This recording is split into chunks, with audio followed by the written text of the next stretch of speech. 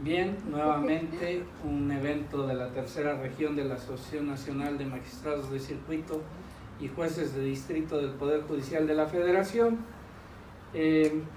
Hoy nos auxilia nuestro compañero directivo, el magistrado José Antonio García Guillén, a efecto de moderar esta mesa en la que uno también de nuestros compañeros y que desde mi punto de vista es de los que mejor maneja el tema de la argumentación, el magistrado Marco Antonio Rodríguez Barajas. Aquí lo van a presentar y vamos a escuchar qué nos ofrece sobre este tema, que a pesar de ya no ser tan nuevo, hay muchas personas que todavía no lo entienden, no alcanzan a captar cuál es la intención de volver a hablar de un tema tan interesante, que es la forma en que nos debemos expresar y poder así ser asertivos, y que la persona que recibe el mensaje que nosotros estamos dando lo reciba en la forma en que generalmente debería de ser, y que no empecemos con temas, me voy a adelantar un poquito, como aquel de que tenemos costumbre en casa, pásame la de esa que está sobre del décimo. Y entonces ya entendimos todos, quién sabe qué diablos dijeron, ¿verdad? Pero bueno, él nos va a explicar un poco de esto. Los dejo con el magistrado Guillén para que nos pueda decir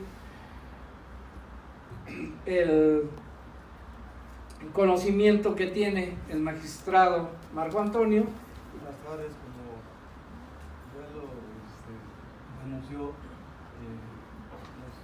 en este caso nuestro presentador, el magistrado Manuel Humberto, pues en esta ocasión nos reunimos para continuar con la serie de pláticas relacionadas con diversos tópicos jurídicos, y en esta ocasión contamos con la presencia del magistrado Marco Antonio Rodríguez Barajas, que de su currículo desprendo que todo es un experto en materia de argumentación, y se ve que durante todo el tiempo de su trayectoria como magistrado se ha esforzado por irse empapando, aprendiendo cada vez más del tema de la argumentación.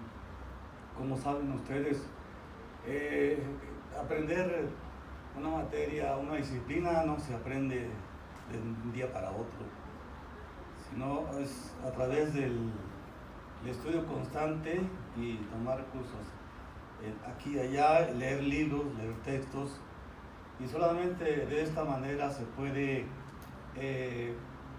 llevar a una etapa de experiencia, de conocimiento profundo y más amplio.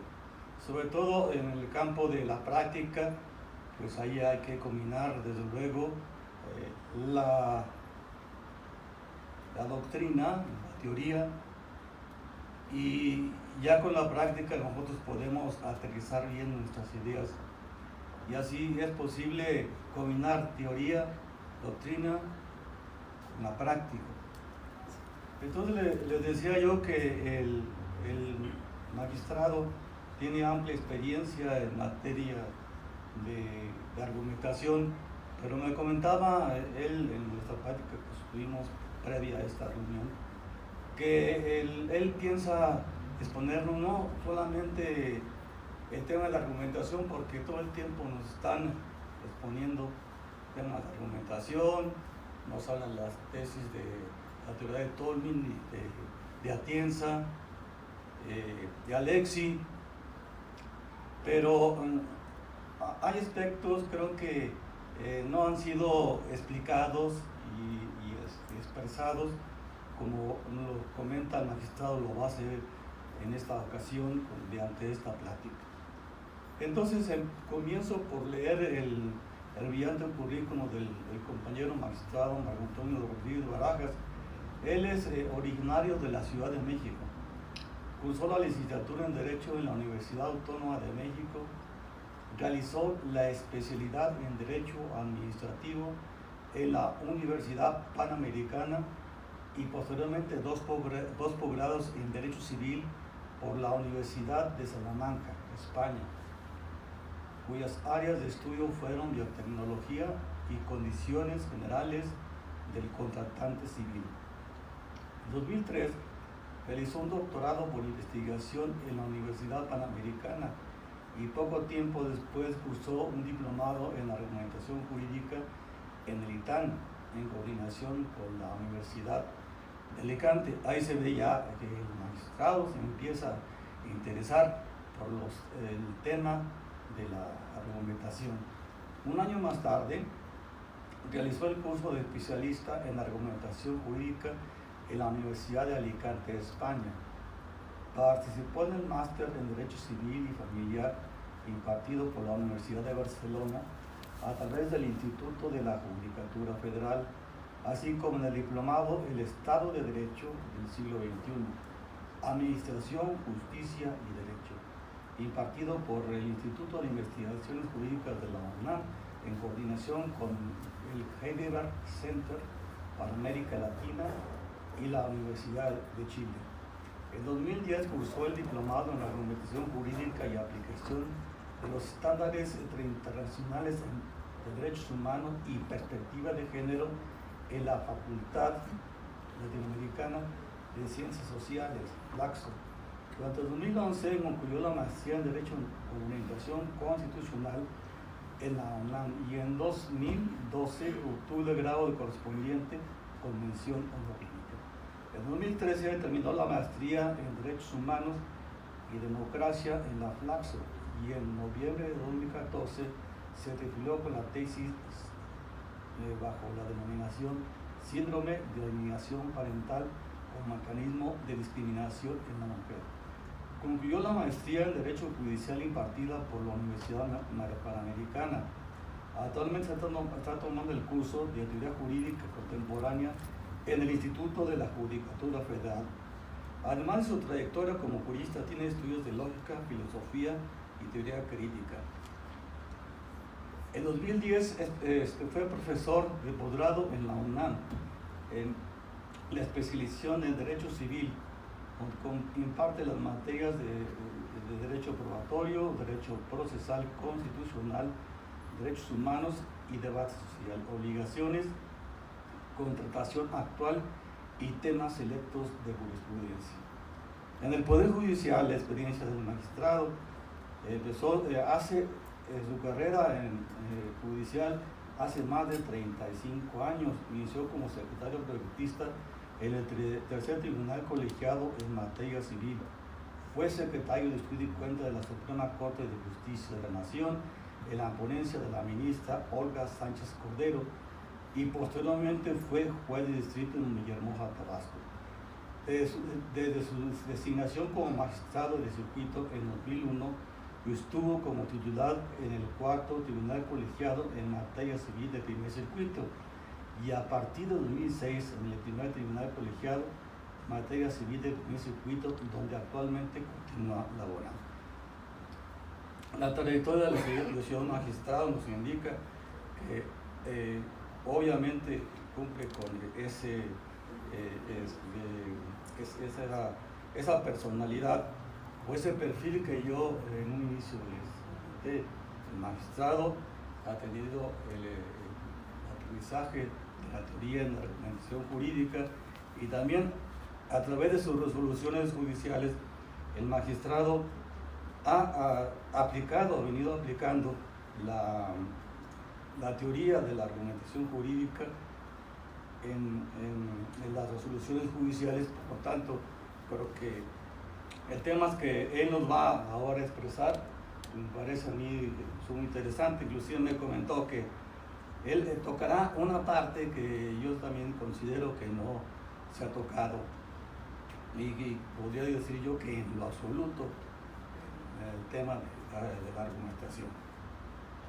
O sea, la argumentación ciertamente se compone, podría decir, tanto de la lógica, la dialéctica, y también se compone de una parte que el magistrado ahora nos va a dar a entender, que es la parte del tema de la retórica como argumentación.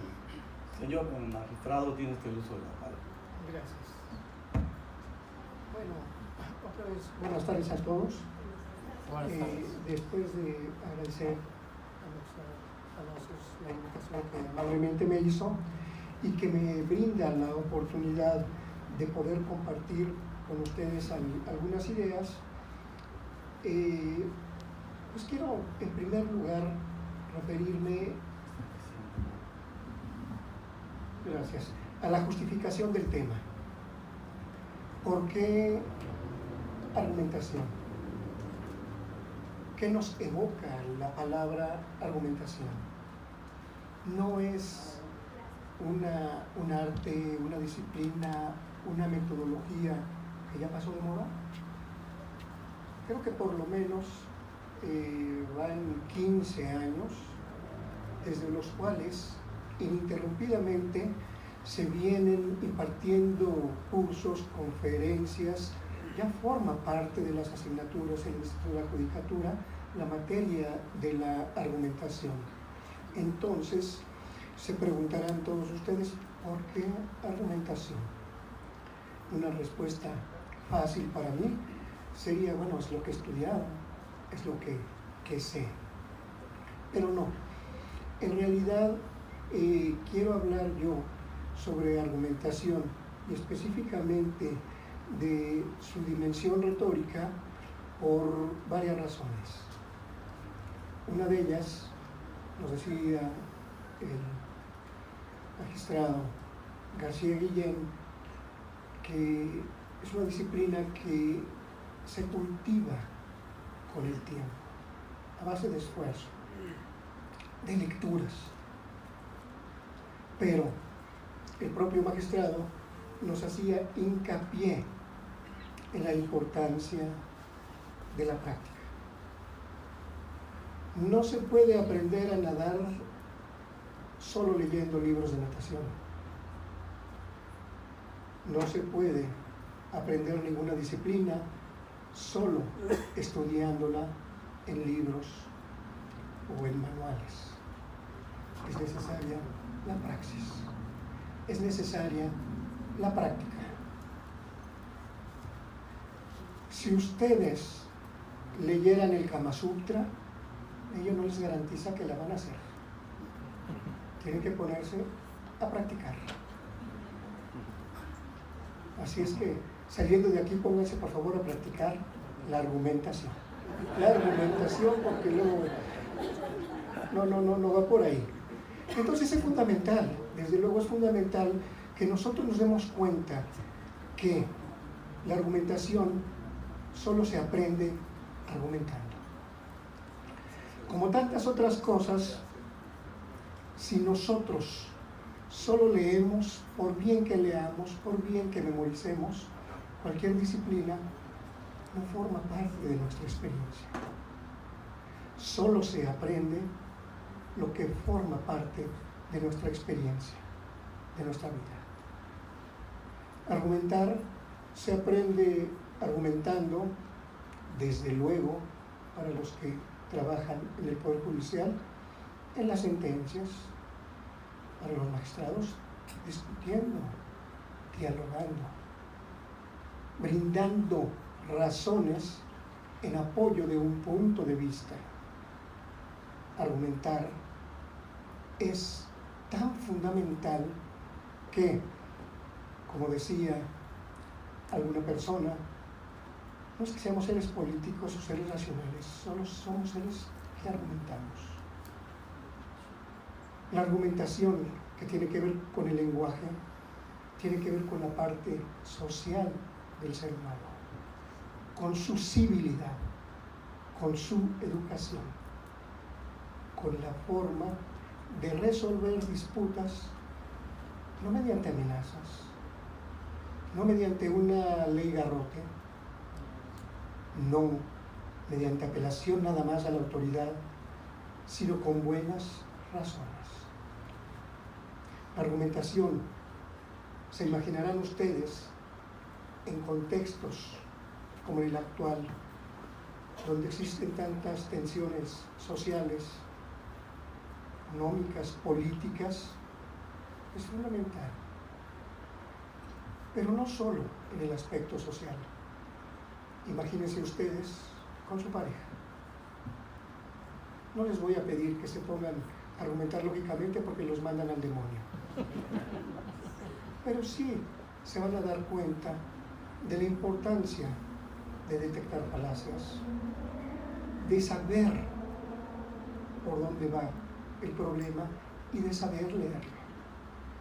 Con esto, lo que les quiero decir es que la argumentación, ciertamente, es el medio idóneo y civilizado para resolver controversias, para resolver disputas.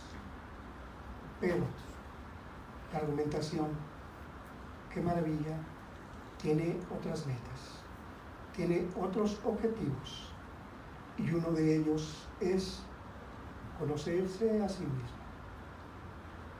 Voy a tratar de convencerlos a través de esta charla que así es. Convencer y persuadir a los demás.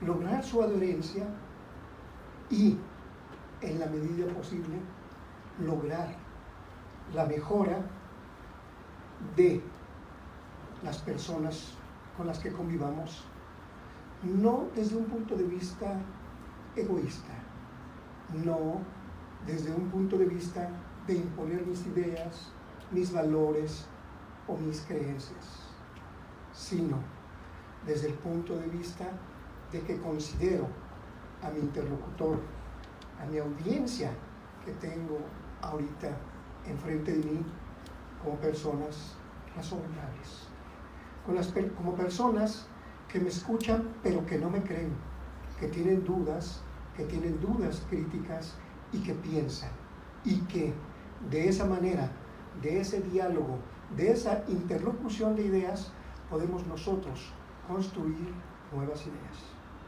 Para ello, es evidente, y ustedes lo comprenderán, se necesita por una parte flexibilidad por parte del argumentador, pero también flexibilidad por parte de la audiencia.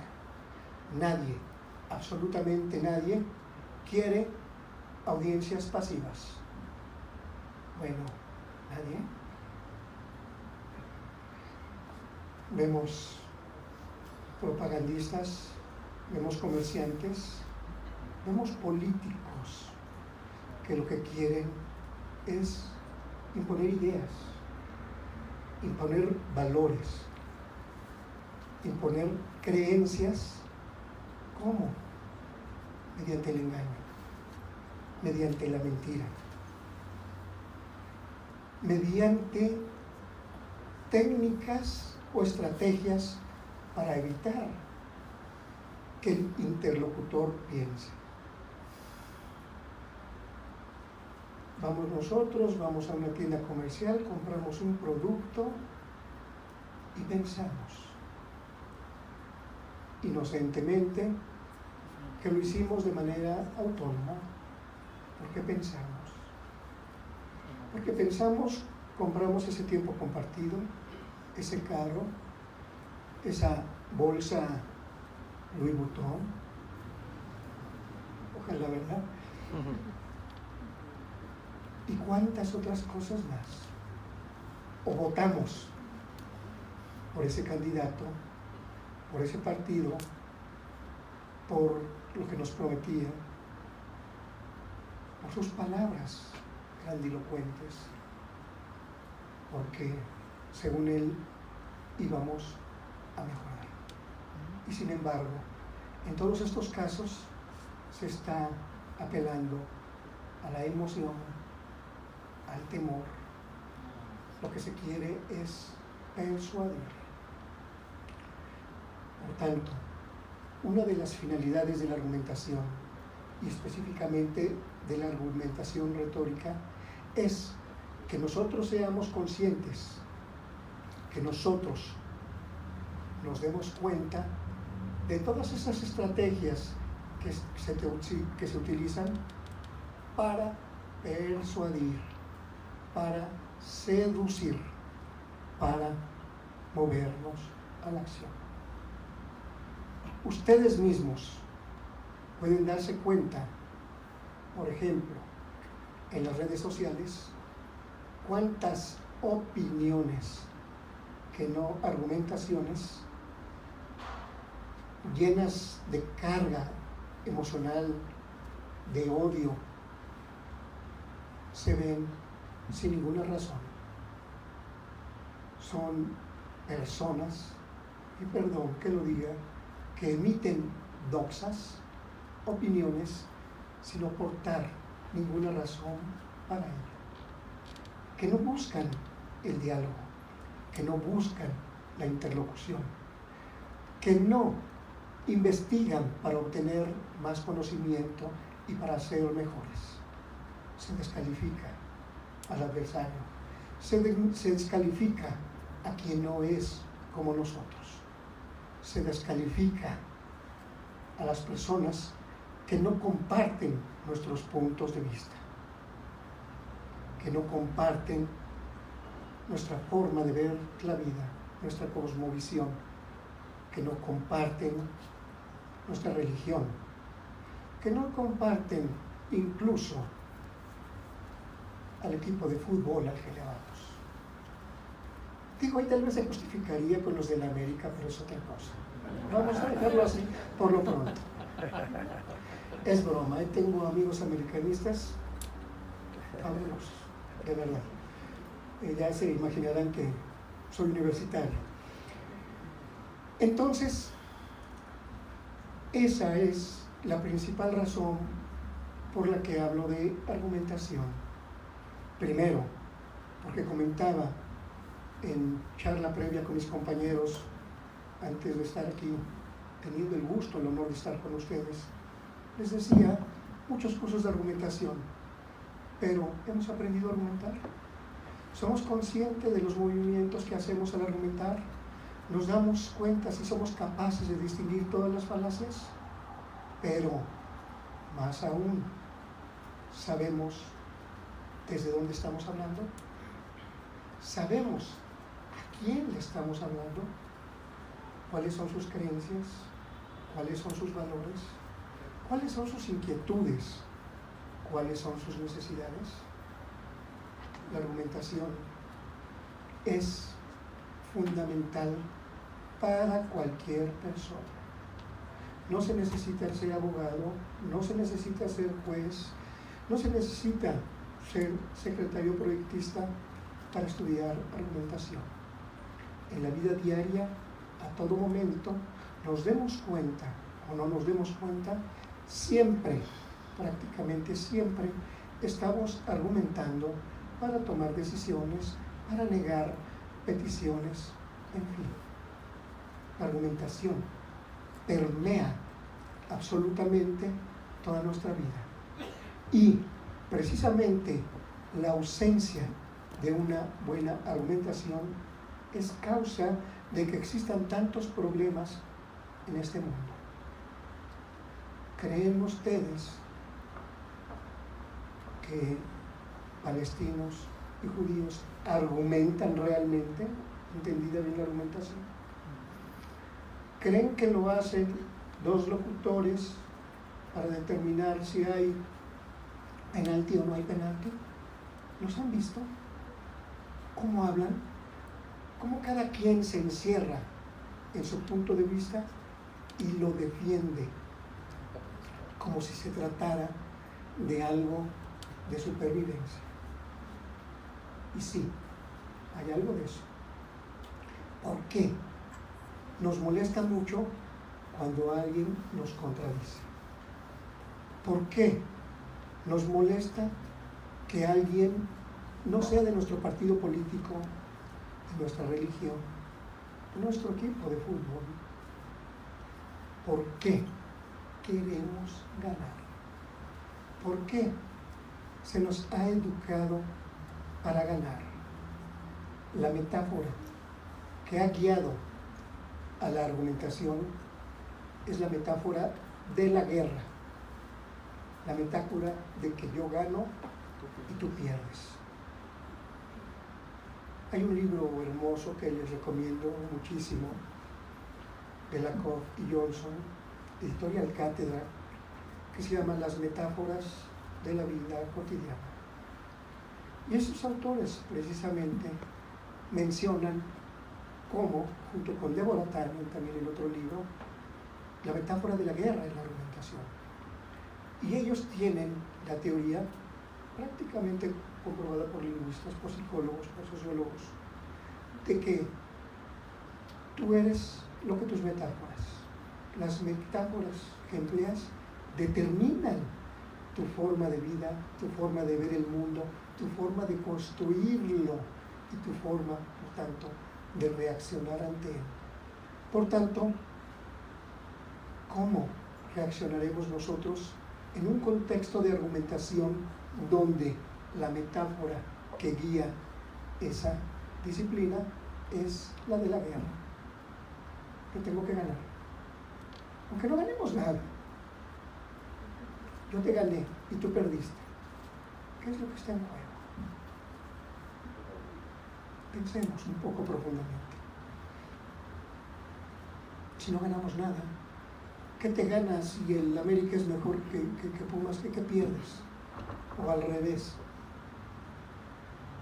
¿Qué pierdes si me dices que tu religión es mejor que la mía?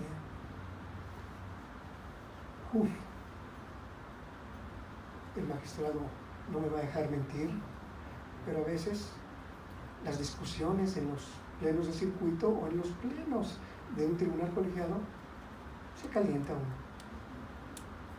Cuando uno niega la tesis de su interlocutor, del compañero, de repente ve que se puso rojo. Ya bailó. Toqué fibras sensibles. Imagínense en disputas como del aborto, la eutanasia, custodia, alimentos. No saben las que se arman. Hay leyendas urbanas, ¿no?, que hablan de compañeros que han llegado casi a los golpes, que se han peleado, que ya no se han hablado. Por una discusión. Bueno, no es mi asunto, aunque sí hay que estar involucrado y no les digo en qué sentido. ¿Por qué pelear? ¿Cómo discutir? ¿Cómo dialogar? Para empezar, quitándonos de una vez por todas de esta metáfora de guerra, de esta metáfora de combate. ¿Y no creen que es así? ¿Cómo leen las sentencias? El quejoso no combatió, no atacó, no derrumbó las defensas de su oponente.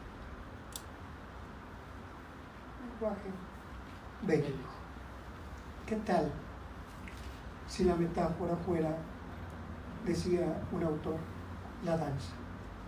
¿Qué tal si en lugar de tener como objetivo el vencer y decir yo tengo la razón, no decimos vamos a cooperar, vamos a construir algo entre los dos, vamos a hacer algo importante? Tú tienes un punto de vista, yo tengo otro punto de vista, se pueden complementar. Se dice que a 5 ciegos les piden que describan lo que es un elefante. Uno toca el marfil, otro toca la cola, otro toca las patas, y bueno, como podrán ustedes imaginarse, todos lo describen de manera diferente. Y sin embargo, todos tenían la razón. ¿No es mejor juntar perspectivas? ¿No es mejor cooperar?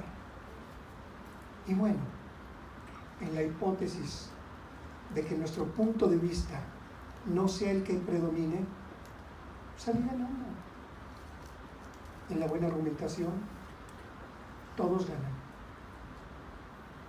En el debate como guerra, uno gana, otro pierde. Uno sale vencedor, otro es derrotado, con todo lo que evocan estas palabras.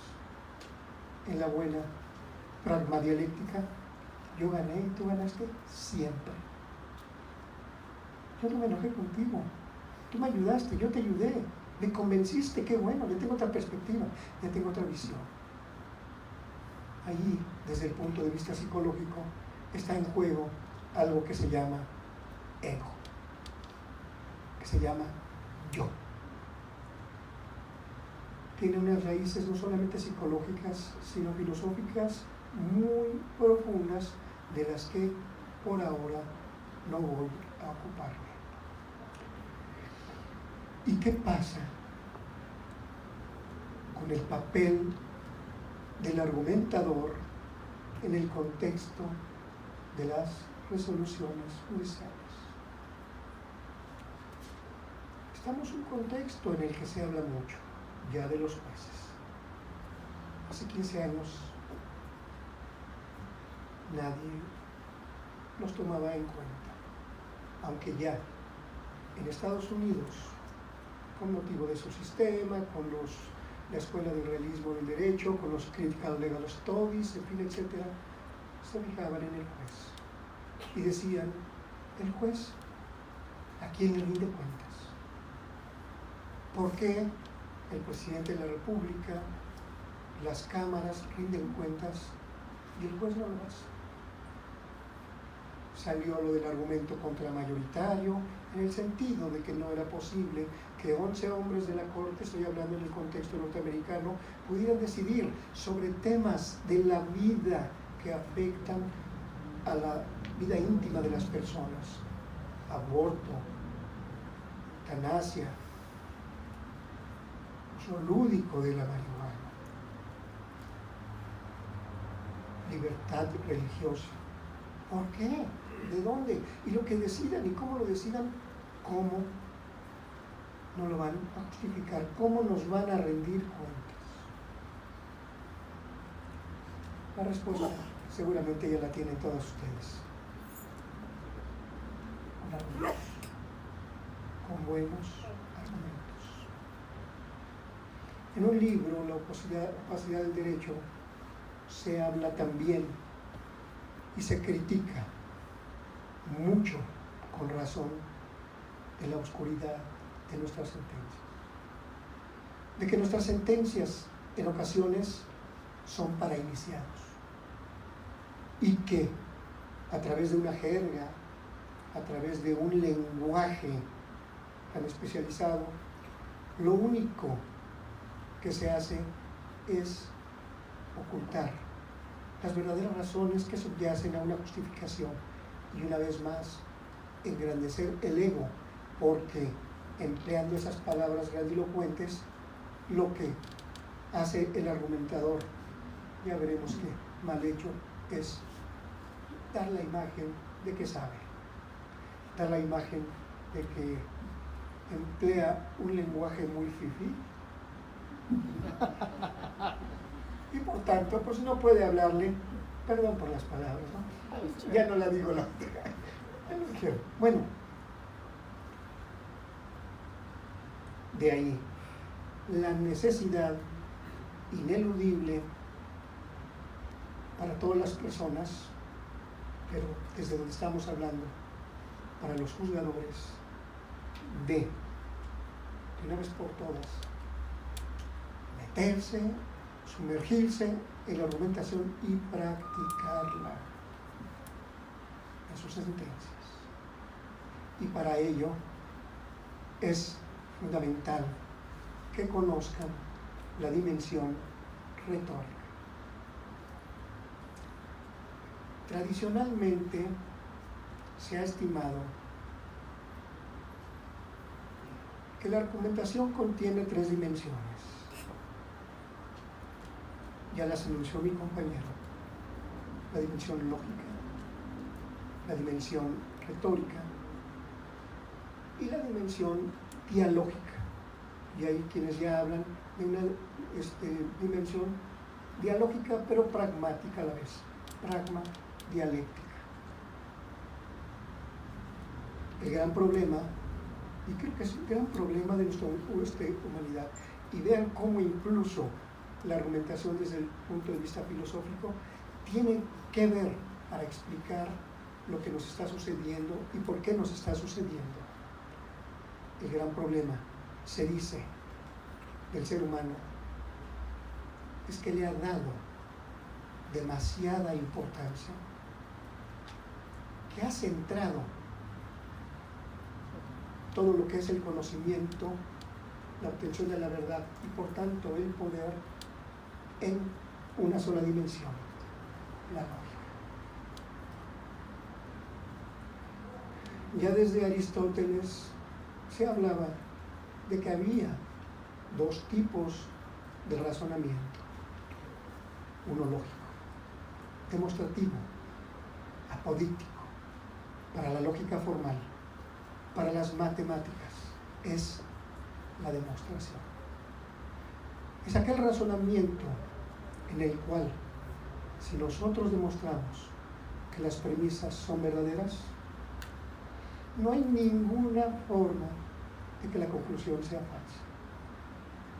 La verdad de las premisas nos conduce a la verdad de la conclusión. Pero,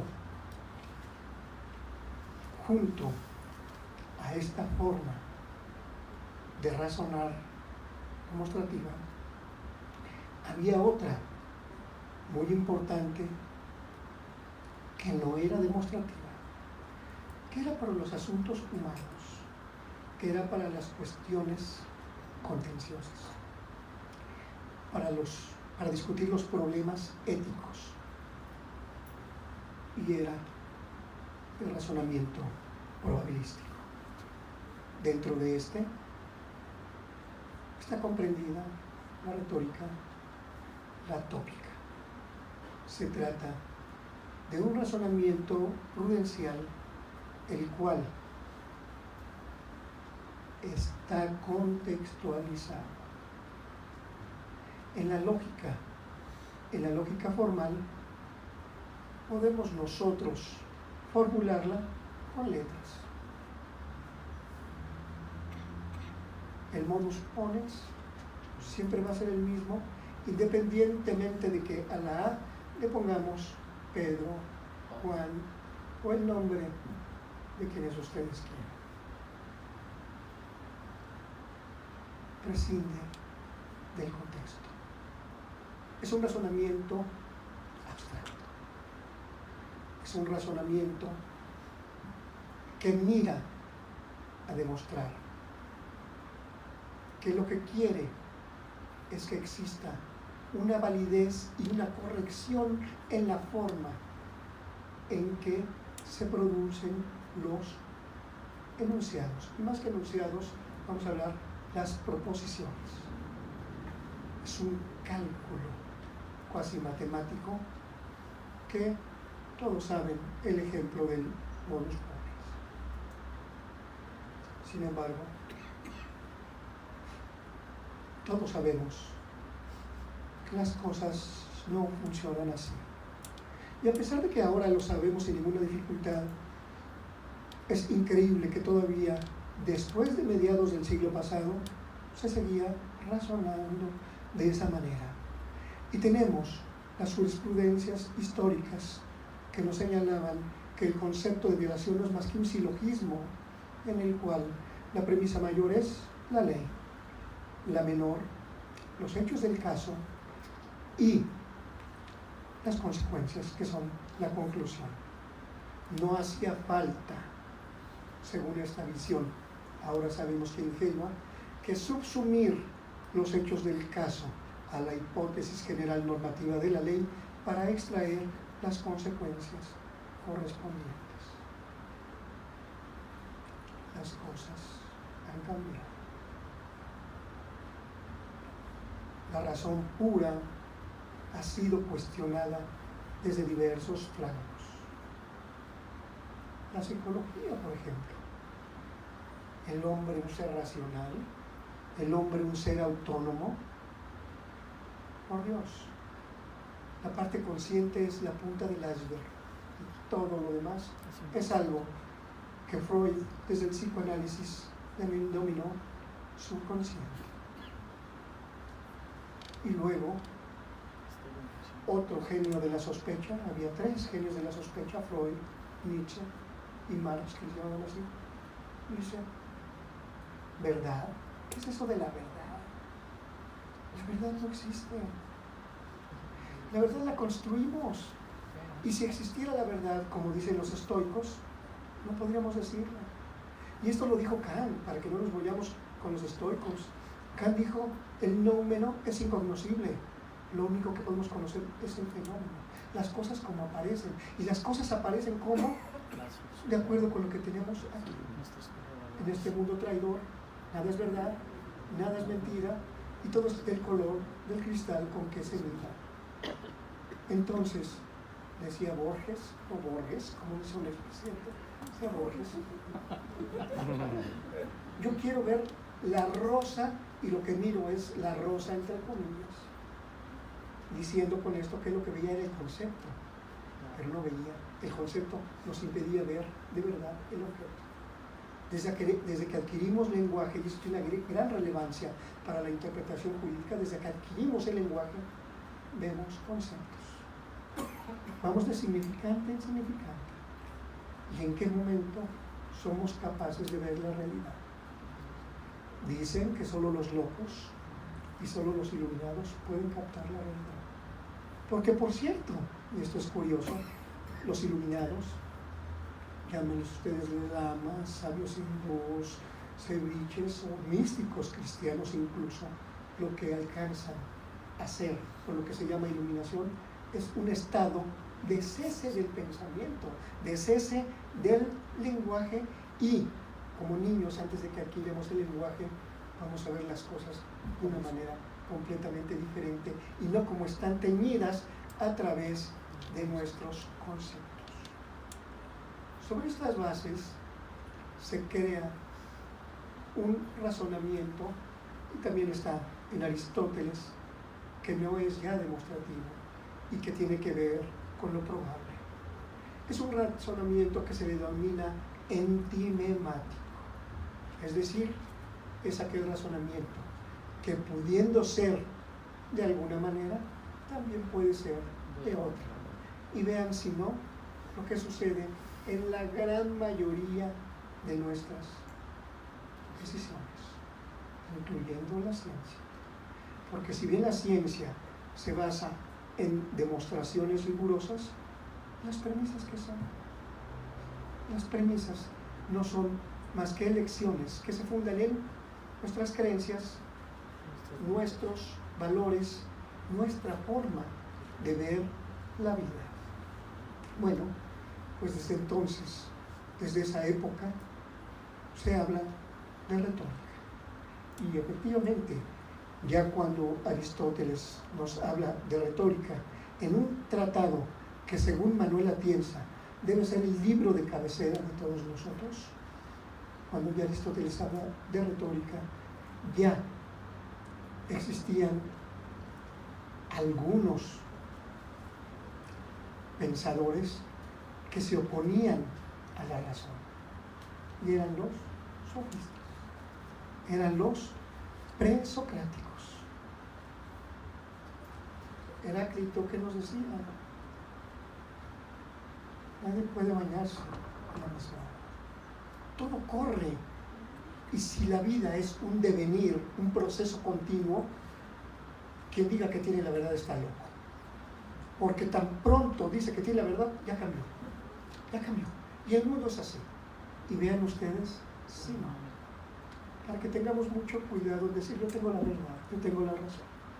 Dejemos esas ideas, abandonémoslas, veamos mejor el momento presente. Y este razonamiento tópico, dialógico, retórico, era precisamente para este tipo de situaciones, y dentro de ellas, muy específicamente, dentro del género judicial. ¿Y qué es, entonces, la retórica que se expresa a través de argumentos entimemáticos, que también podemos entenderlos no solo como razonamiento de lo probable, sino como razonamiento al que le falta una premisa? Yo puedo decirles, por ejemplo, las brujas usan escoba. Segunda premisa. Mi suegra usa escoba. A ver, ¿por qué se rieron? Les voy a decir por qué. Porque completaron el razonamiento. Yo no dije nada. Lo completaron y esa era la virtud del razonamiento antimemático, que no es otro que al que le falta alguna de sus premisas. Puede ser la conclusión, puede ser la premisa mayor, puede ser la premisa menor. Pero en el momento en que ustedes la completan, parece como si ustedes hubieran llegado a esa conclusión sin darse cuenta que el argumentador los movió precisamente a que llegaran a esa conclusión. Y por cierto, este razonamiento, no voy a entrar ahorita en detalles, pero es falaz, aunque sea verdadero. No se contrapone una cosa con otra, como también podríamos verlo. Bueno, entonces es el razonamiento antimemático el que usan los políticos, el que utilizan las grandes marcas para que compremos. Y el lenguaje puede ser escrito, pero la gran mayoría de las veces es visual, en televisión, imágenes, los espectaculares que vemos nosotros. No nos damos cuenta, lo vemos por ahí todo un mensaje ahí y llega, otra vez vamos con Freud, al inconsciente. Y automáticamente vemos la bolsa, ni cuenta ni nos acordamos del mensaje, pero en el inconsciente dice, vas a ser importante con una Louis Vuitton. Y lo compramos. Y lo compré porque me gustó, porque yo quise. La voy a pagar en 20 mensualidades, pero no importa. ¿Somos autónomos? Es una gran pregunta. ¿En qué medida somos autónomos y en qué medida somos robots? La ciencia cognitiva está avanzadísima. Y es que miren ustedes, otra vez Borges lo decía, es que es increíble, yo no pienso, los pensamientos me piensan. Y nos guste o no nos guste, está comprobado científicamente. Hasta los pensamientos vienen y nos dicen cómo actuar. Y lo peor de todo es que creemos que son nuestros. Y no voy a entrar a detalle, pero la gran forma de poder remediar esta situación para la gente contemporánea, para el ser humano contemporáneo, es el ejercicio de la conciencia. Contra la inconsciencia, la conciencia, que no es pensamiento, que no es una capacidad juzgadora como en las películas de Pedro Infante que te dice, hiciste mal, no, hiciste bien. No es nada de eso. La conciencia simplemente es presencia, simplemente es alerta, simplemente es darse cuenta. Punto. Se acaba. Esa es la conciencia. Bueno, y la retórica para todo esto, ¿de qué nos sirve? La retórica está tan vilipendiada. Pensamos en retórica y pensamos en ampulosidad. Eres un retórico, hablas mucho y no dices nada. Eres un retórico porque me engañas.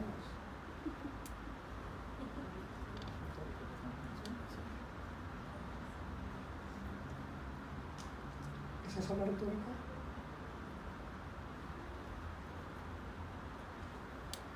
Una de las definiciones de la retórica es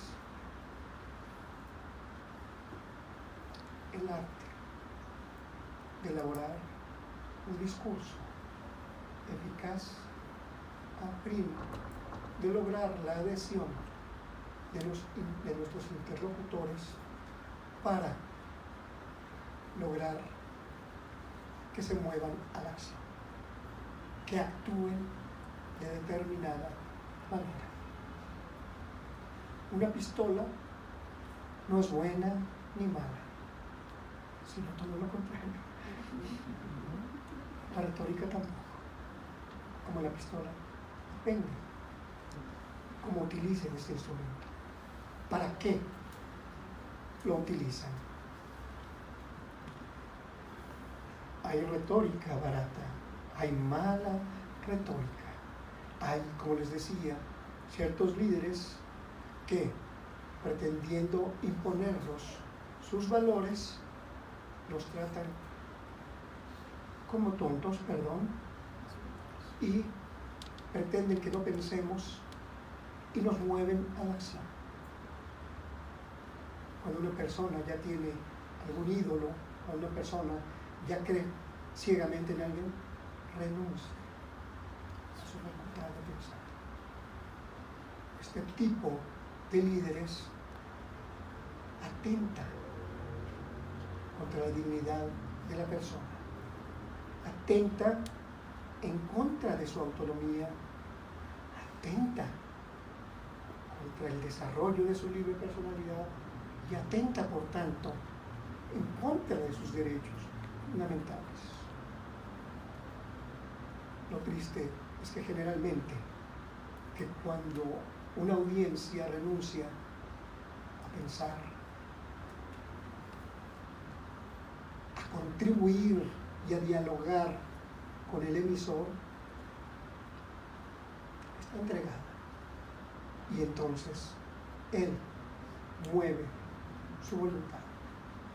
La retórica, señores, es un instrumento poderosísimo, pero a la vez que causa un gran daño, también tiene el remedio para defenderse y en la medida de lo posible para mejorar sin imponer valores, respetando la autonomía de sus interlocutores, ayudar a que convivan en un mundo mejor, diverso, plural, cada vez más difícil.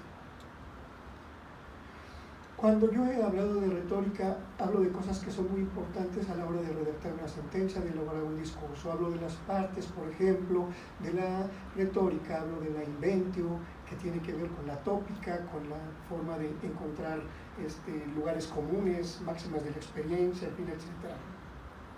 Hablo de la disposición, de la forma en que tiene que ordenarse un discurso, tiene que haber una introducción, tiene que haber un exordio que implique qué se le va a hablar al auditorio, cómo se le va a hablar, que conozcan. Tiene que haber una parte de logos, es decir, del mensaje, de la argumentación, donde se dan argumentos en pro y se contestan las posibles objeciones. Aquí es muy importante que ya la retórica, y con ellos, para mí, la figura señera de la retórica, que no lo veo ni en Cicerón ni en Aristóteles, sino en Protágoras, ya hablaba que para cada punto de vista, siempre hay otro opuesto. Cuando ustedes, por ejemplo, hacen una sentencia, cuando ustedes, por ejemplo, se adhieren a un punto de vista, han contemplado siempre los contrarios, los han explorado como los ciegos, absolutamente todo, todas las perspectivas. Cuando en una discusión entre magistrados está el punto de vista de la otra persona, ¿de verdad lo escucho o me estoy escuchando?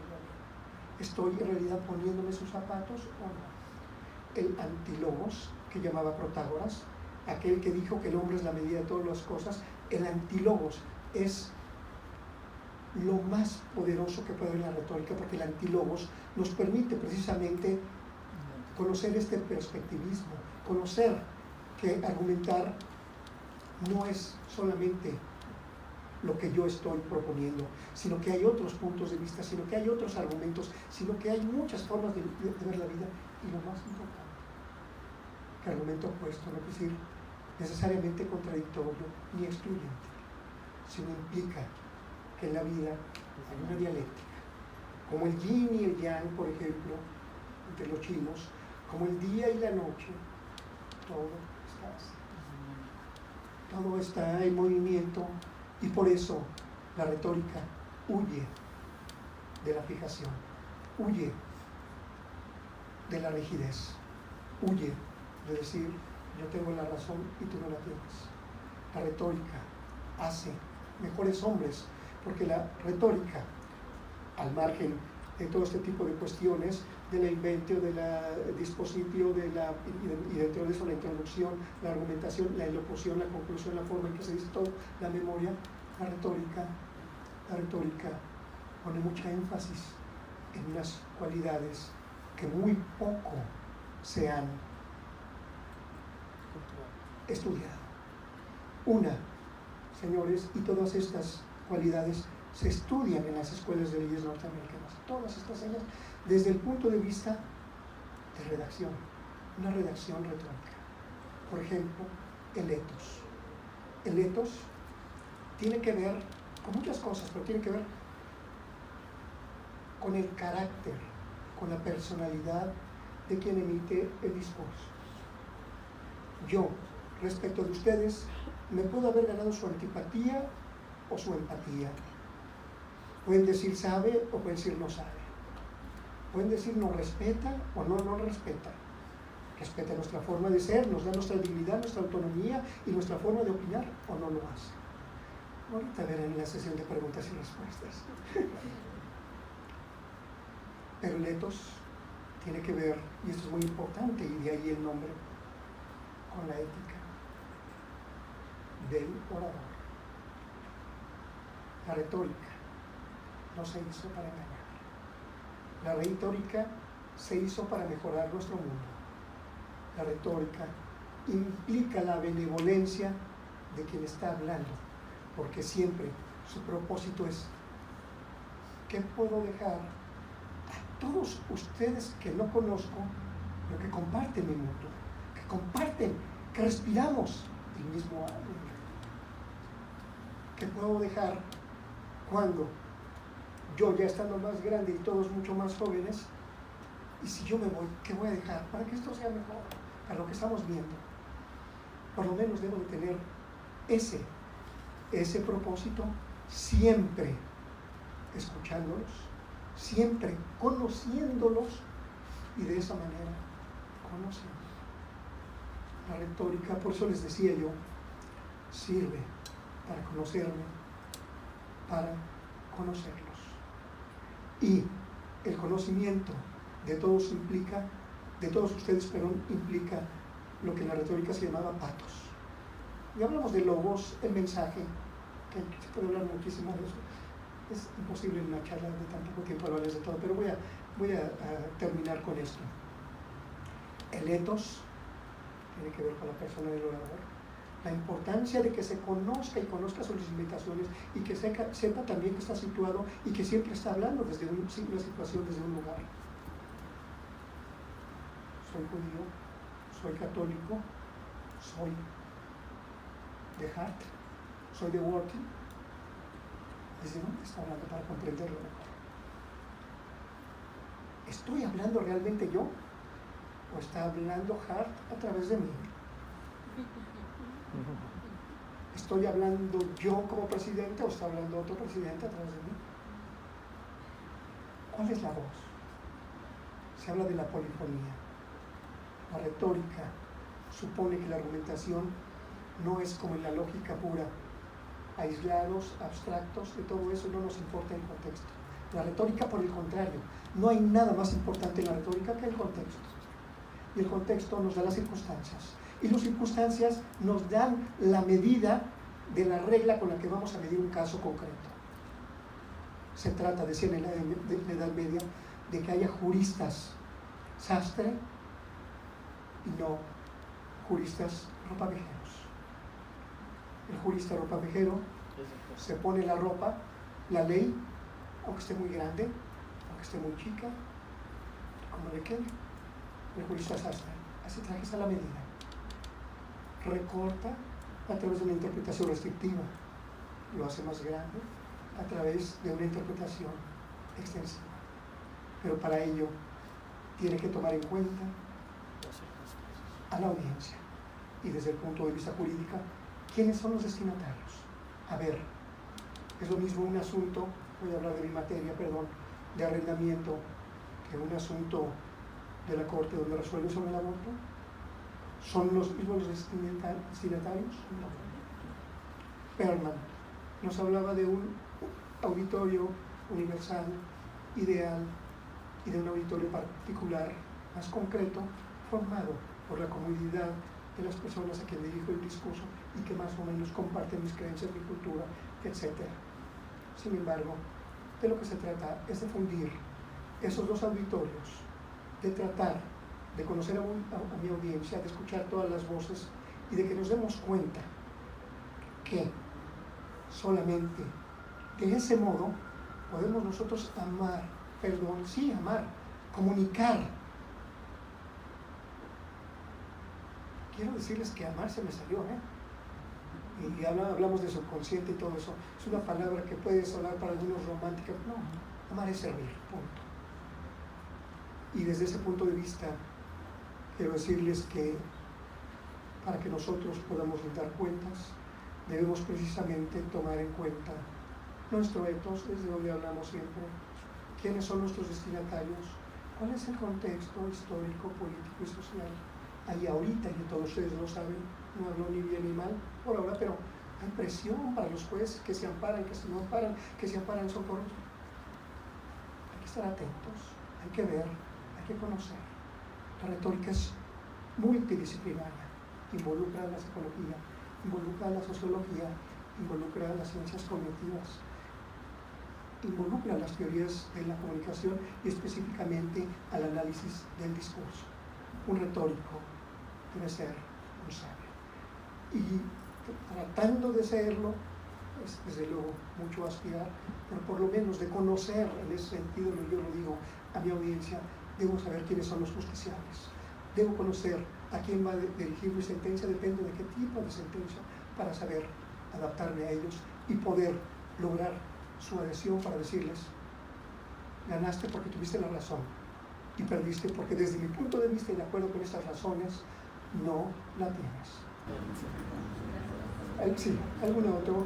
Recuerden que la retórica es interacción, es interlocución. Si tienen alguna pregunta, de verdad, con toda confianza. ¿Perdón? Ahorita y luego. Que no sean políticas, por favor. Bueno, mi pregunta nada más es: ¿el Poder Judicial de la Federación cómo construye sus sentencias? Anteriormente se manejaba mucho el silogismo jurídico. Ahora, ¿cómo lo construyen para llegar a la argumentación? Sí, con todo gusto. Afortunadamente ha cambiado mucho, aun cuando desde mi punto de vista quedan resabios del modelo anterior. A veces no es fácil sacudirse de ciertos vicios que se tienen.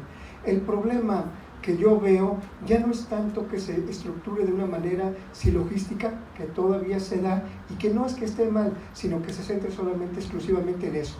Porque como todos nosotros sabemos, el gran problema en materia de razonamiento judicial no es tanto la justificación interna, que tiene que ver con las premisas que nos llevan a la conclusión y que son exclusivamente desde el punto de vista lógico, sino de la justificación externa, es decir, cómo justificamos la premisa mayor y la premisa menor.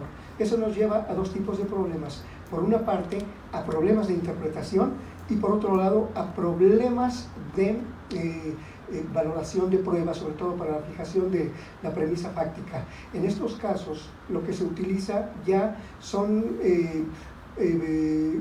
máximas de la experiencia, se utilizan ya, por ejemplo, evaluar condiciones históricas, y se empieza a razonar a través de valores. ¿Qué es lo que sucede? Que el razonamiento lógico no nos alcanza para eso y no sabemos todavía hacerlo. Creo yo que se está educando al personal del Poder Judicial precisamente en este tipo de razonamiento, que ya es probabilístico y que no es demostrativo, y que es muy importante para que nosotros podamos avanzar. Si nosotros no ponemos mayor énfasis en este tipo de razonamiento, que ya es retórico, que ya es tópico, que ya es dialógico, nomás no vamos a poder avanzar. Podemos ver buenos ejemplos de ello en algunas sentencias de la Corte y algunas sentencias de organismos internacionales. Pero aquí también es importante que nos demos cuenta que desde mi punto de vista el mayor problema de las sentencias en el Poder Judicial Federal es que muchas de ellas abusan de clichés, parecen hechas iguales, es increíble, incluso de tribunales diversos. Creo yo que ello se debe un poco, y perdón que lo diga, pero es mejor que desde adentro nos critiquemos nosotros mismos a que vengan de afuera para mejorarlo. Lo digo yo, que a veces tal vez por pereza mental estamos recurriendo a formulismos que no dicen absolutamente nada, a nominalismos, a cuestiones abstractas, en lugar de tomar en cuenta todo esto y pensar reflexivamente por nosotros mismos. Creo yo que efectivamente falta desarrollar este tipo de razonamiento, pero que es precisamente el probable, y para eso creo yo definitivamente que la retórica, y dentro de la retórica la parte de la inventio, que es la parte del hallazgo de argumentos, la parte de la invención, la parte de la creatividad es fundamental y muy importante. Lástima que no podemos hablar de esto, del argumento antimemático, de las máximas de la experiencia, porque eso nos va precisamente a dar la pauta para ver la forma en que cómo nosotros podemos hallar las ideas y no estar simplemente repitiendo las que siempre se han dicho y que a veces no se adecuan al nuevo caso que tenemos enfrente de nosotros, para poder nosotros desarrollar un argumento mucho más fructífero. Por allá, por favor. Espero haberle respondido.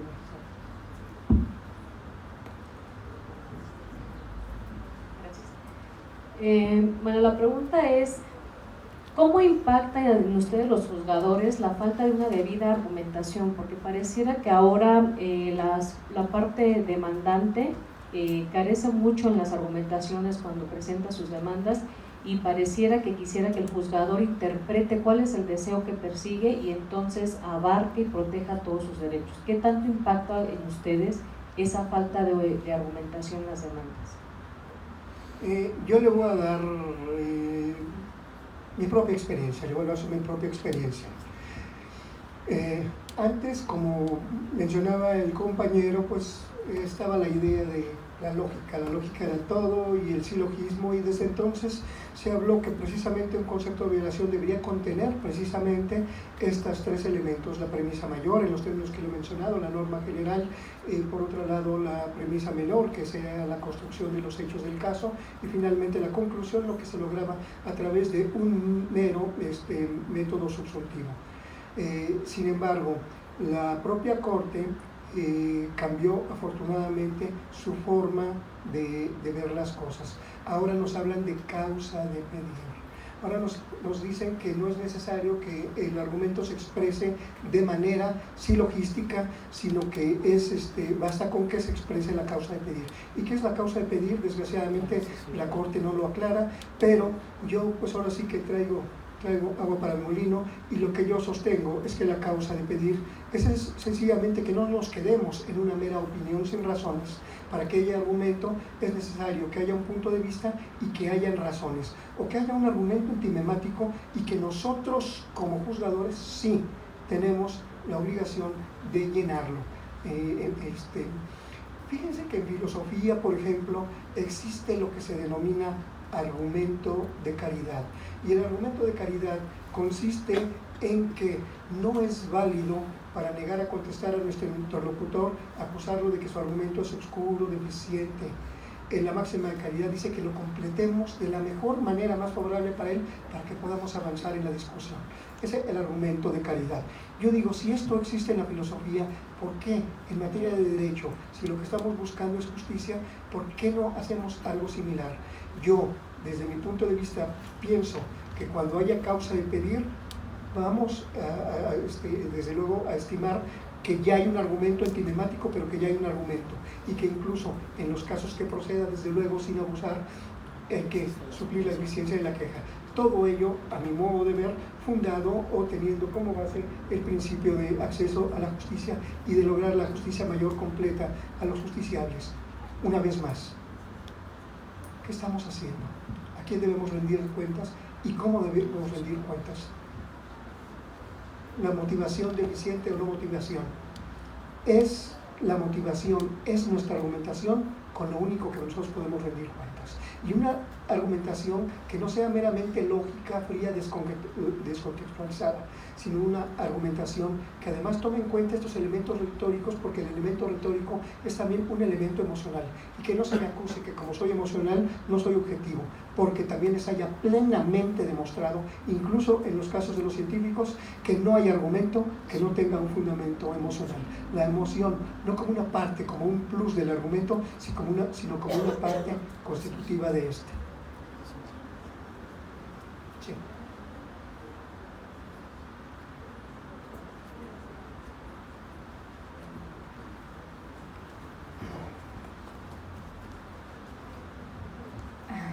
Buenas tardes.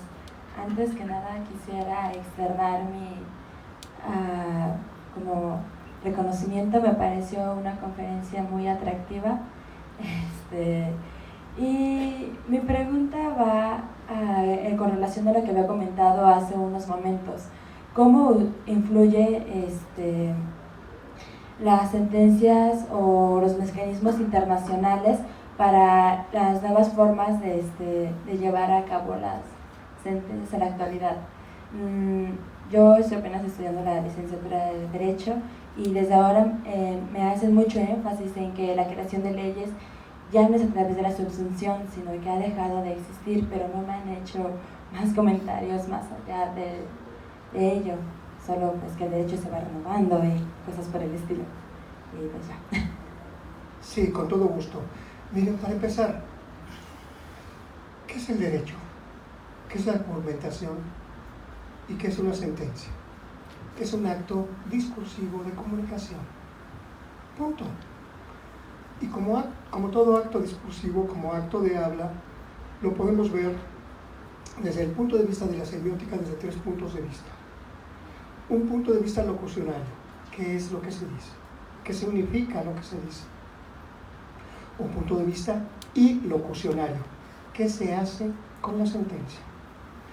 No es lo mismo lo que se dice que lo que se hace. Por ejemplo, cuando usted está ante el juez del registro civil y dice sí, desde el punto de vista locucionario, está haciendo una afirmación. Pero desde el punto de vista ilocutivo, desde el punto de vista de lo que se hace con palabras, lo que está haciendo es amolando su vida para siempre. Las sentencias tienen carácter ilocutivo y tienen carácter también perlocutivo, porque el perlocutivo son los efectos que dejan los actos de lenguaje. Dígame usted si no, cuando en una sentencia yo condeno a alguien a prisión, no solamente estoy diciendo que lo condeno, ahora sí, a él sí le amolé su vida. No sé cuál sea de las dos peor, ¿no? De las dos que decíamos, pero bueno, también le amuelo su vida. Y las consecuencias, todo lo que viene de esto. Nuestras sentencias tienen carácter performativo. Quiere decir que con ellas no solo decimos cosas, estamos haciendo cosas, y lo importante de que nos demos cuenta los jugadores es que con nuestras sentencias estamos transformando la realidad, estamos transformando el mundo que vivimos, y no solamente las de la corte, también la nuestra. Estamos transformando a veces nada más a los justiciables, a veces ámbitos más grandes, y esto es una responsabilidad que debemos tomarnos muy en serio. Entonces, tener en cuenta el poder de la palabra, el poder de las sentencias, el poder de lo que se hace con estos actos de habla es fundamental para que nosotros sepamos no solamente que tenemos una gran responsabilidad, sino que podemos contribuir, de verdad lo digo, a hacer un mundo mejor. Entonces, sí, logístico, sí, pero una partecita, ¿no? Hay más, hay mucho más en el acto de una sentencia, y hay más desde el punto de vista argumentativo y retórico.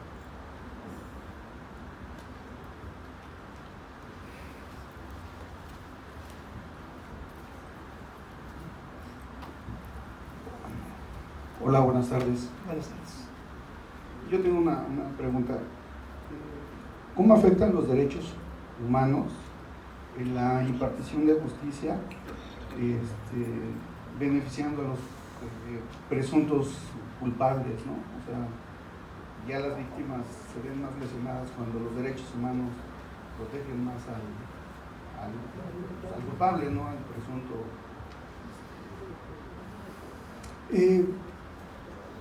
Yo no creo que los derechos humanos sostengan eso.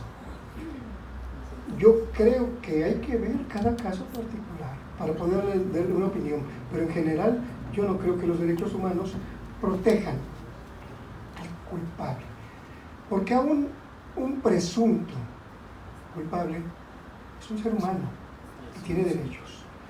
Yo creo que lo que tenemos nosotros que ver es cómo se está aplicando. Yo creo que alguna sentencia que pudiera uno no estar de acuerdo o no, en primer lugar, no es culpa de los derechos humanos, pero en segundo, creo que hay que conocerla y conocerla en todo su contexto. Es muy difícil su pregunta porque no puedo darle una respuesta general y porque depende mucho de los casos concretos. Lo que resuelve un juez puede no resolver el otro, pero además las situaciones pueden ser completamente distintas. Es muy difícil y creo que así generalmente la respuesta sería, no, los derechos humanos no hacen eso. Sí. Sí, se le va a pasar una pregunta. Me queda duda. Un momento, por favor. Hola, ¿qué tal? Buenas tardes a Buenas todos. tardes. Magistrado, tengo una pregunta. La causa de pedir que se maneja una jurisprudencia actualmente, esa jurisprudencia respecto, como hablaba el compañero, cuando interponen la demanda, es respecto a todas las materias, hablando laboral, civil, penal, porque hablamos de que penal pues hay suplencia de la queja, ¿no? Pero por ejemplo laboral y todo ese tipo administrativo. Sí. Mire, aun cuando no es materia de lo que estamos hablando ahorita, solamente le quiero sí aclarar que no es lo mismo la causa de pedir que la suplencia de la queja. En la suplencia de la queja, como su nombre lo indica, estamos supliendo la ausencia de argumento, la ausencia de concepto de violación, de agravio, en fin, etc. En cambio, en la causa de pedir, lo que estamos es simplemente completando un argumento que implícitamente ya está ahí. Implícitamente estamos supliendo el elemento faltante, como el ejemplo que les puse de las brujas. Eso es todo, pero sí lo hay. Esa es la gran diferencia. Y evidentemente hay que ver en qué casos procede la suplencia de la queja, en qué casos son exclusivos para alguna materia, y por lo que hace la causa de pedir, sí, desde luego que sería aplicable a todas las materias. Pero hay que saber argumentación. Hay unos autores, por ejemplo, Van Emmerengrote, uno de ellos ya falleció, holandeses, que precisamente tienen una técnica, no es nada simple, cómo suplir las premisas faltantes. A veces no es tan fácil. A veces es difícil, por eso es que yo he sostenido que hay que hacerlo cuando se deduzcan fácilmente, como en el ejemplo de las hojas. Pero en otros casos, pues ahí sí como que ya estaríamos supliendo, ya estaríamos inventando, ya estaríamos corrigiendo, y creo que no es nuestro papel, a menos que dijéramos nosotros que empleando un argumento de calidad deberíamos de mejorar el argumento para contestarlo y para hacer justicia, pero eso ya entra dentro de otro tipo de problemas, incluso filosóficos. Sí, licenciado. Señoría, buenas tardes. Buenas tardes. En alguna parte del discurso, no recuerdo exactamente en cuál, habló usted de las sentencias deben ser justas. Sí. Esas sentencias deben ser justas o deben ser en derecho. ¿Por qué hago la pregunta de ese modo? Me ha tocado hacer algunas exposiciones con los jueces, documentales desde luego, en la que me dicen que debe estar por encima de la justicia, pero la justicia la debemos bajar en derecho, si no creo que debe ir de la mano. Una sentencia que según yo debe ser justa, pero apegada a derecho. ¿Qué opina usted de esa parte? Coincido con su punto de vista. Hay unas grandes discusiones, derecho positivo, derecho natural, los naturalistas contra positivistas. El derecho no es más que la norma, lo que está ahí, lo que está afuera no existe, es nada más lo que está puesto, y otros que hablan de que precisamente existen algunos fundamentos, precisamente extranormativos, que fundamentan a esto. Yo pienso, desde luego, que no podemos negar la injerencia de ciertos valores de la moral en el derecho, y que una sentencia que nosotros debemos siempre procurar que se realice conforme con la ley, pero siempre tratando de que sea justa. ¿Qué pasa? Y alguna vez hace poco lo platicaba con el magistrado Leonel, ahorita con los homenajes que le están haciendo, cuando es muy difícil para nosotros compaginar una cosa con otra. Desgraciadamente, o afortunadamente para la cuestión de la seguridad jurídica, también hay grandes discusiones en torno de ello, pues tiene que resolverse conforme con la ley. Nosotros estamos constitucionalmente obligarlos de hacerlo de esa manera. Es un problema que desde luego lo podemos discutir en otro contexto, es un problema que a mí mismo me apasiona como a usted, pero al final de cuentas lo que quiero decirle es que coincido con usted. Lo importante es tratar de armonizar y hacer justicia a través de la aplicación de la ley. Miren, perdón, que sea la última pregunta, si es tan amable, licenciado. Y por otro lado, me decían el nombre de los autores holandeses, hablan de una forma de argumentación que es dialéctica, le llaman ellos pragma dialéctica, y que además ya ahora la han unido con la parte retórica. Hablan antes iban contra la retórica y ahora ellos dicen, no, la retórica es fundamental, pero no está desunida de la pragma dialéctica. Son Van Emeren y Grutendost. Les quiero decir que en estos colección de libros sobre argumentación jurídica que ha sacado Palestra, el último número, que creo que todavía no sale, pero ya me avisaron que vienen libros de ellos que son muy difíciles de conseguir. Se los recomiendo muchísimo si están interesados. Por favor. Buenas tardes. En tema de argumentación, ¿cuáles son los filtros que pasan sus sentencias para que se garantice que la sentencia está apegada al derecho y con el fin de garantizar la búsqueda de justicia? Bueno, pues otra vez tenemos que resolver cómo nos lo manda el artículo 14 constitucional. Debemos de resolver conforme con la letra de la ley o su interpretación jurídica, dice la Constitución, a falta de ella, conforme con los principios generales. No es a falta de ella. Los principios generales, y creo que con esto le contesta su pregunta, no solamente tienen un carácter supletorio y van a actuar o van a operar cuando falte ley expresa o su interpretación, sino que los principios generales del derecho, algo que ahorita no vamos a discutir, creo yo que están antes, durante y después de la aplicación de la ley, subyacen a la ley. Entonces los principios generales del derecho siempre deben orientarnos la forma de orientar, de aplicar la ley cuando ésta exista y ser una ley para integrar. Pues, muchísimas gracias.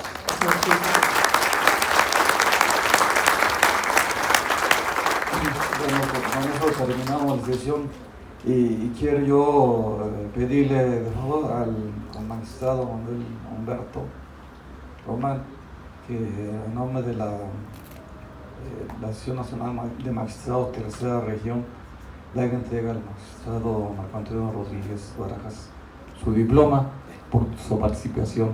Lo debo hacer yo, pero yo le pido al magistrado que lo haga. Muchísimas gracias. El documento, como ya han oído ustedes, dice: la Asociación Nacional de Magistrados de Circuito y Jueces de Distrito del Poder Judicial de la Federación, AC Tercera Región, Ciudad de México, otorga el reconocimiento al magistrado Marco Antonio Rodríguez Barajas por su excelente participación en la conferencia Argumentación, Ciudad de México, 21 de agosto de 2019. Firman el magistrado José Luis Caballero Rodríguez como subdirector y yo como director. Marco.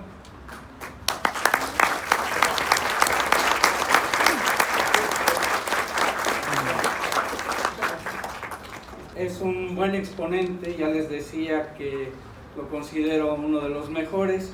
Esto no es de gratis. Afortunadamente, más o menos por ahí de 1992 lo conocí. Trabajábamos en la corte, nos hicimos amigos, No digas en qué contexto. Hemos coincidido en varios cursos, entonces eso me ha permitido conocer hasta dónde llega aquí mi amigo Marco Antonio. Una de las cosas que tenemos los juzgadores es la obligación de estar actualizados en todos los temas. Tenemos cursos obligatorios que nos impone el Consejo de la Judicatura Federal y tenemos cursos a los que nos gusta ir, aunque no nos inviten. Entonces, eso ha hecho que tengamos compañeros de la excelencia como ustedes lo están viendo.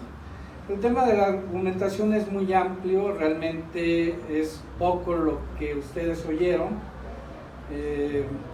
De hecho, el curso de Alicante fueron varios meses que yo recuerde. algunos allá y los otros en México a través de internet, y algunos otros que se toman. Pero bueno, independientemente de eso, ya saben el aviso dominical, o parroquial, perdón, el aviso parroquial sobre los siguientes eventos que vamos a tener. Tenemos dos. La semana que entra tenemos uno, la adjudicación en remate judicial y sus consecuencias fiscales, que va a ser el martes en el edificio de Revolución, y van a estar el magistrado Neófito López Ramos, que también es uno de los grandes expositores, va a estar el notario Francisco José Vizoso del Valle, el juez sexto civil y de extinción del dominio Héctor Flores Reynoso, y estará como moderador el juez Gabriel Regis López. Martes 3 de septiembre en el edificio de Revolución. Tenemos un miércoles de descanso para que ustedes también descansen, y luego viene el miércoles 4 de septiembre con el tema tutela judicial y formalismos judiciales, ahora con el magistrado Miguel Bonilla López, que es otro gran expositor del tema de la argumentación, interpretación, etcétera. De hecho, acabamos de tomar una de tantas maestrías y estuvimos los tres juntos, Miguel Bonilla, él y yo. Digo, porque estamos hablando de ellos, hay muchos más compañeros que estuvieron en esa maestría, pero solamente es por mencionar el hecho de que nosotros tres, en el tema de la argumentación, bueno, estamos ahí platicando y viendo el avance. Un comentario rapidísimo: suplencia de la queja. Recuerden que esto viene de la ley de amparo de 36 y que debemos ver el contexto de la época en cuanto al legislador quiso que existiera esta. En realidad, recuerden que en ese tiempo estamos todavía en formación, hay muchas situaciones de desventaja para el ciudadano, y entonces el legislador pensó en que estos ciudadanos que no tenían para pagar abogados y que ellos hacían su documentación, requerían que el juzgador no fuera tan estricto, tan legalista, y que así pudiera ver las cosas tal como eran y auxiliar de alguna manera al ciudadano. Actualmente ya es un tanto fuera de lugar, no digo que no deje de ser necesario, sino que ya la ciudadanía se está acercando a este tema. Voy a decirlo de la manera en que yo lo digo en clase: la suplencia de la queja actualmente se ha convertido en la suplencia de la deficiencia mental, y me refiero de conocimientos, de los abogados que hacen sus escritos, por ejemplo, diciendo fulano de tal en nombre y representación de tal persona. O sea, el abogado en nombre y representación de X. Y más abajo, en los hechos, dice: el día tal a tales horas me fueron a buscar los judiciales. Entonces, ¿a nombre de quién está haciendo la demanda? O sea, si dice primero que a nombre de otro y luego dice que a él lo buscaron, entonces la demanda debe ser para él, no para el cliente.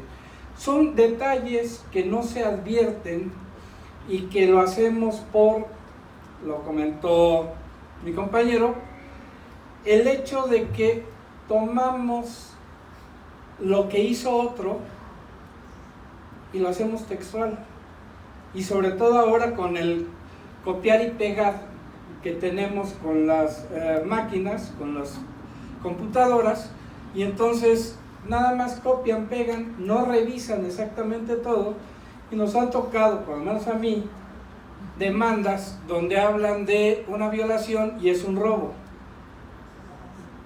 que hablan de una violación y es narcotráfico. O sea, eso es la problemática que enfrentamos ahora. Bien,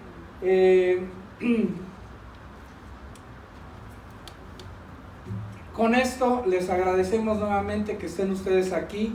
seguiremos dando pláticas con otros exponentes, porque venimos a exponernos, y esperemos que sean de su agrado. Con eso es todo, muchísimas gracias, que la pasen bien.